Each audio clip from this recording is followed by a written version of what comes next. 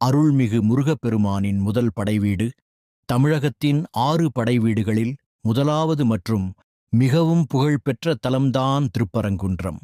இந்த திருத்தலம் மதுரைக்கு அருகில் அமைந்துள்ள ஒரு புனித மலைக்கோவில். இங்கு முருகப்பெருமான் தேவர்களின் மகளான தேவயானையை திருமணம் செய்து கொண்டதாக புராணங்கள் கூறுகின்றன. பழைய காலத்தில் சூரபத்மன் என்ற அசுரன் கடும் தவம் செய்து மிகப்பெரிய சக்திகளை பெற்றான். அந்த வரங்களின் பலத்தால் தேவர்களையும் முனிவர்களையும் துன்புறுத்தத் தொடங்கினான். தேவர்கள் அனைவரும் மிகவும் பயந்து கைலாயத்தில் இருந்த சிவன் மற்றும் பார்வதி அவர்களிடம் சென்று உதவி கேட்டனர்.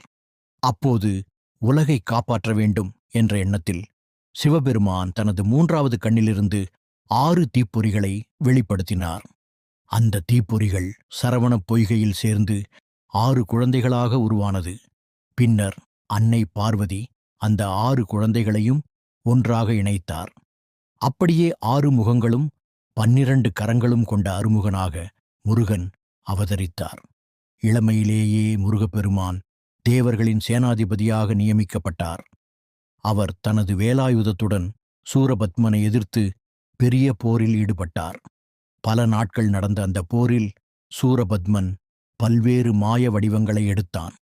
ஆனால் முருகப்பெருமான் தனது தெய்வீக வேலால் அவனின் சக்திகளை அனைத்தையும் அழித்தார். இறுதியில் சூரபத்மன் ஒரு பெரிய மரமாக மாறினான். உடனே முருகன் தனது வேலை எறிந்து அந்த மரத்தை 2ஆகப் பிளந்தார். அந்த 2 பாகங்களில் ஒன்று மயிலாகவும் மற்றொன்று சேவலாகவும் மாறியது. முருகப்பெருமான் கருணையுடன் மயிலை தனது வாகனமாகவும் சேவலை தனது கொடிசின்னமாகவும் ஏற்றுக்கொண்டார்.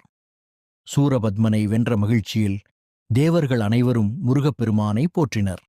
அப்போது தேவர்களின் அரசன் இந்திரன் தனது மகளான தேவயானையை முருகனுக்கு திருமணம் செய்து வைக்க விரும்பினார். அந்த தெய்வீக திருமணம் திருப்பரங்குன்றம் முருகன் மலைக்கோவிலில் மிக விமர்சையாக நடைபெற்றதாக புராணங்கள் கூறுகின்றன. திருமண விழாவிற்கு விஷ்ணு, பிரம்மா, இந்திரன், தேவர்கள், முனிவர்கள் அனைவரும் வந்ததாக சொல்லப்படுகிறது. இதனால் இந்த தலம் திருமணத் தலம் என்றும் அழைக்கப்படுகிறது. திருமண தடை நீங்கவும் நல்ல வாழ்க்கை துணை கிடைக்கவும் மக்கள் இங்கு வந்து இன்றளவும் வழிபடுகின்றனர். திருப்பரங்குன்றம் மலை மிகவும் பழமையானது. இங்கு குகைக்குள் செதுக்கப்பட்ட கோவில் அமைப்பு காணப்படுகிறது. இந்த கோவில் பாண்டிய மன்னர்களால் கட்டப்பட்டதாக வரலாறு கூறுகிறது. தமிழ் புலவர் நக்கீரர் இந்த தலத்தை பற்றி திருமுருகாற்றுப்படை என்ற புகழ்பெற்ற நூலில் பாடியுள்ளார். இன்றும் ஆயிரக்கணக்கான பக்தர்கள் தினமும் திருப்பரங்குன்றம் முருகன் கோவிலுக்கு வந்து முருகனை தரிசிக்கின்றனர். குறிப்பாக கந்த சஷ்டி, தைப்பூசம், பங்குனி உத்திரம் போன்ற திருவிழாக்கள் மிகப்பெரிய அளவில் கொண்டாடப்படுகின்றன. திருப்பரங்குன்றம் முருகன் கோவில் என்பது ஒரு சாதாரண கோவில் அல்ல. அது முருகப்பெருமானின் வீரத்தையும் கருணையையும் தெய்வீக திருமண மகிமையையும் எடுத்துரைக்கும் புனித தலம். வேல் உண்டு வினையில்லை, மயில் உண்டு பயமில்லை என்று பக்தர்கள் நம்பிக்கையுடன் கூறுவதற்கு காரணம் இந்த முருகப்பெருமானின் அருளே.